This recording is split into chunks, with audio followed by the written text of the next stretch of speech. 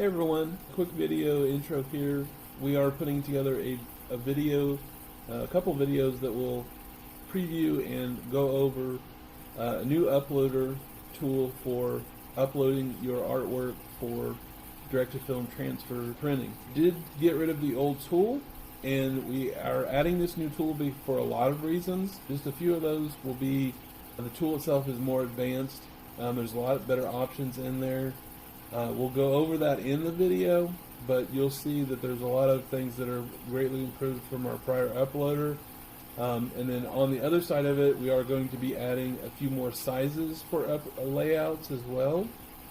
That was easier to do with this new tool. Another thing is we're going to have the option to use some artwork that we're going to load, and we're going to continue to load artwork in there that you'll be able to pick from and bring those in with any other artwork that you load. So there's a lot of added things with this. And the mocks for those I'm going to post in our Inkwell group. So if you're in, that's where the mocks are going to be. The mocks will not be on the website, and they are watermark protected within the tool. So I know they won't be stolen, which is very important when you're working with a lot of artists and their protection. So I just want to make sure that's everybody understood that's what was going on and where the mocks would be. Yep. So overall, we're putting videos out so that can be a direction for you as you start with the new tool. If you've been with us for a while with transfers, or if you're new to ordering transfers, this will be the start from the fresh anyway. Make sure if you do have questions and they can't be answered from the video itself, get in touch with us by email, phone calls, text, whatever. That information's on the website, how to get a hold of us. And we'll try to work through anything you have from there. But hopefully the video will handle most questions and just get everybody where they need to be. But if not, get in touch with us. All right, so we're going to move on and start off with the tool. So make sure you're paying attention and let us know if you have any questions. So when you're at the front of our website, right now it looks like this. I also have this little strawberry design. It says use designs in our DTF Gang Builder, which I'll talk to you more about that in just a second. But I'm now able to add designs safely and that you can use them without fear of them being copied. So that's cool, but we'll talk more about that in a minute. So it says new DTF Gang Sheet Builder and build a gang sheet now. So you're going to click on that, and it's going to take you to the actual listing. In the listing, you're going to see we have 3 different sizes. We're probably going to be adding a few more, which we can do now. Our other tool really didn't let us have flexibility on changing too much of that. So that's something that will be in the near future. As far as this, it doesn't really matter what you click on from the beginning because you can change it in the tool now, which is super important. Because sometimes you'll get building, you're like, oh, that's not big enough. I needed a bigger size. This will change right in the tool for you. So I'm going to go ahead and start out with the 22 by 36 and switch it if I need to. So then I'm going to hit build your own gang sheet. So this is what it looks like. I already had some stuff saved. I'm going to get rid of it and just start fresh for you guys. I'm not sure why it came back up. Because I think it keeps everything in there until you save and add it to the cart, or you save the file itself. Yeah, so it does remember a little bit. It's always best if you come over here. See, mine says unknown, but if I sign into my Inkwell account, it's going to remember all of your stuff, and that's very important. It does remember right now based on computer, but I don't know how much it remembers. Obviously, if you log into your account, it's going to remember what's going on. So yeah, I do have an account to test with, so I logged into mine and logged in it, and then I've saved stuff, so that is all connected. So we'll go ahead and check that as well. Okay, so we have some choices over here. You have upload image, which is when you go to your computer, and I have a lot of stuff, and you upload your image.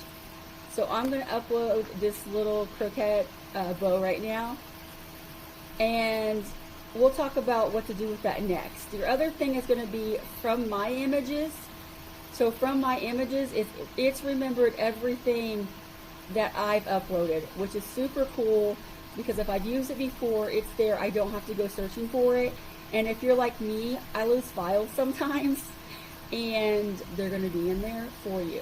And again, to note, like if you have, it is important to do your own account because if you do shut down the website and your computer restarts or anything, that may not stay saved in there just within your computer. So make sure you do set up an account with us if you haven't already done so. And then from gallery, these are going to be designs that I load up, and they are now searchable. I am putting them in different categories, and I've put search terms in, which is going to be really helpful. If you notice, these have a watermark on them to protect them, because these are images that I have, but the watermarks will not be printed, but you could still use them. So I'll go ahead and add one over here. I'll add this one right here. Actually, I'm going to add another one real quick, just so I can show you something else. So this one, this bruh one. All right, so here's the cool thing.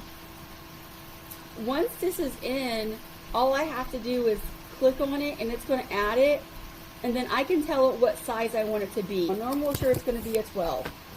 Now here's the thing.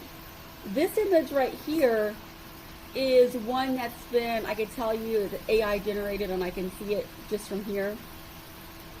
It is not at a 12 good DPI, and I know because it has a red box around it.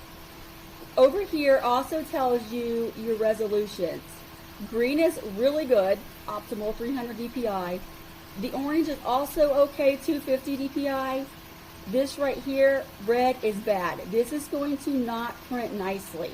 However, if I took it down to a 3-inch, because that's what it's intended to do, it's going to be green again, so good for printing. So this could be a bunch of pockets, and that would be fine. If I wanted to do a bunch of pockets, I'll show you how to do that in just a second. But the other thing is it allows me to do is remove background. If you notice, it auto cropped for me, but if I didn't like it, I could go back and recrop it again. But this is auto cropping.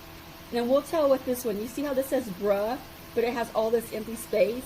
But when I bring it over here, it's already cropped it to where it needs to be, which is super cool, I think. And the box on that one is green. This one is orange, so it's good resolution. It's good to print at this size. It's not quite the 300 DPI, so it didn't do the green box, but it's 299. You can see down there. Yeah, it shows DPI right here. That's the actual image that you're set on that shows all the information about it for that box. Yeah, it actually shows you, which is awesome. So when we ask you, hey, what's the DPI? And you're like, I have no clue, because, you know, in Canva it doesn't tell you what your DPI is. You can change it, but you don't know what the DPI is. But our tool is showing you. So anyways, in here, I can't do much with this one because, see, this was my design. But if you upload your own design, so let me go upload an image. I'm going to just pick something like this. I'll do this mommy, mom, bruh. And then I'm going to bring it over, but because I brought this in from my own, I can now go over here. If I needed to remove the background, I would click that. Very important, it says remove background, remove shadow. I don't have a background on this, but if I'll show you, I'll go back and show you that one in just a second with a different image. I want to show you this. A lot of people have wanted to change color. It only works well, in my opinion, if they're single colored from the beginning. So all I would do is I would pick this and say I needed it to be blue. I can now change colors of it. I think this works best with SVGs that are one color or PNGs that are one color, but say I needed this to be a different color for some reason, I can do that. So I'm going to make it red. Alright, so there's that one. The other thing that's new on here that you can use, and I'm just going to use an image with a background. I don't have too many of those, so I'm going to just use a shirt design like this one. I'll use this one right here. So this shirt design, obviously it's nice, meant for social media. It's not going to have good DPI. So what I'm going to do is I'm going to select it. I'm going to go remove background. I like to remove background and the shadow. So I'm going to click that, and it's AI generated, so remove background. So as you can see, it removed the background really nicely. There's not a lot of problems there.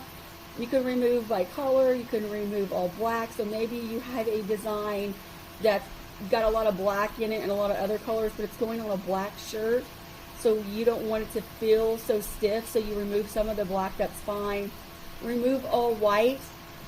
As always, you guys need to make sure that this is exactly what you want it before you printed it, okay? So if you're not comfortable using this tool, use whatever tool you were using before. But now you can do it right into our tool, which really makes it nice. And if you're not happy with it, you just revert it. So I'm going to keep it because for me that looks really good. And so that's how that works. Yeah, I think one thing to know with the background removal tool, we have not tested this on more detailed images. So when you get down to having a lot of edges and a lot of details, any gradients or anything like that, we don't know how this tool is going to handle that type of background removal.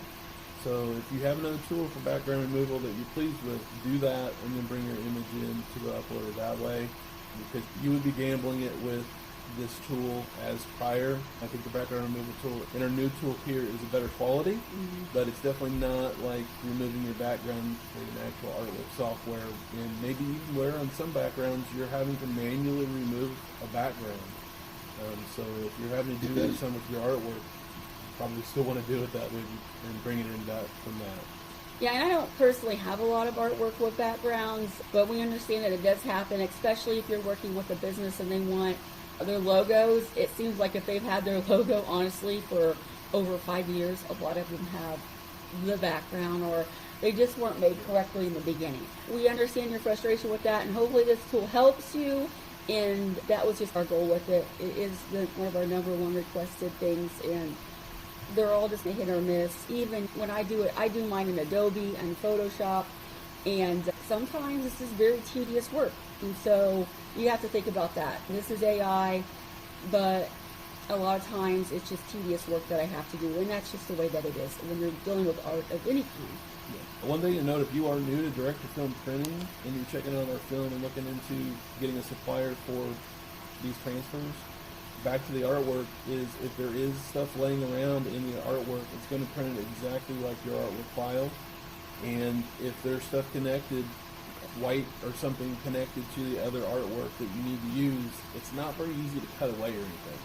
It's not very easy to remove and save the image. You've really got to have the image where you need it to be prior to uploading, and to make sure that's going to work out well for you. One thing that we really like about this tool is that the main reason I wanted to leave the other tool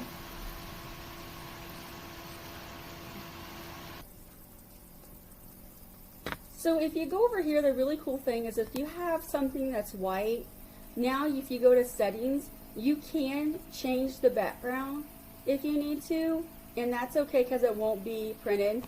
It'll print with a clear background, but you do have these color changes now, which is nice. If you don't like the lines or see the overlapping, you can get rid of that stuff. That's up to you. I personally think it's important to keep it though. The other thing is you can make it a lot bigger than what you used to be able to. You could change it to 100% if you want to say you want to look really close, or you could just 100%, I can't find what I'm looking for, but here you go, you can make it really close. Or if you need to just go back, you just click this and it'll go back to the original state. Like I was saying, if I just had these and I'm like, oh, I don't need a 22 by 36, I can go up here and change it now to 22 by 12. Obviously that's not going to work. But like I said, over here is where you would change the sizing. You could also say I need more of these. I could just go down here to duplicate. And it's going to make me another one. Same thing with this, duplicate. And you can go up to the file itself over to the left there and just change the quantity of that. Yeah, by clicking on it as well. If there's something you don't want, again, I'm saying this because it took me forever to find it. You can click on it and hit the trash can up here to delete. Up here, like normal, you can take things, you can turn it over, you can make it bigger, make it smaller, whatever you need to do. But make sure you are paying attention to these lines if you do make something bigger, just to make sure you're not in this bad resolution. Like I said from the beginning, that was made to be small for social media. One thing to note about your artwork coming in, you do not have to do any flipping Just what you're talking about, you being able to move things around. You could flip it right and left, but not. Yeah, but as far as like bringing your file in, you don't have to flip it for printing because our system auto flips it because it's transfer. So just bring it in as is. You should be able to read, or it should be legible if it's letters over there in your preview. Just don't flip any images. Most of you watching this probably know that, but throw it out there just in case. Alright, so just like normal, you would go ahead and finish filling this up, and then you can save it. And if you save it, you could type in the name. Maybe you're just going to operate by dates or jobs. You could do that as well. So you could save it and come back to it later, or you could save and add to cart at the same time. I'm going to call this one Casey's Gang Sheet. Not sheer, sheet. And then I'm going to make sure all of this is cool. It says I'm in green check, so I'm good. Save it. And then what I could do is I could either add to cart and exit, or add to cart and create a new design. So I'm just going to add and exit. And close off. Okay. And so now it's in my cart. So that's how the tool works. I think it's pretty simple. Stay tuned for part 2, which is going to be the auto build. This, in my opinion, is going to save you so much time, and it's going to relieve you from a lot of, not really headaches, but just time. I think time. Yeah, there's a lot of tools that are available in this that we'll try to preview, so make sure you check out that video. But it definitely can save you a lot of time, and maybe even save you money because it helps do the layout itself, and maybe it'll put it together as far as like the sheets needed for the quantities and the art files that you input. Time saver / probably save you some money in some situations. Yeah. All right. Thanks for joining us, guys. Thank you.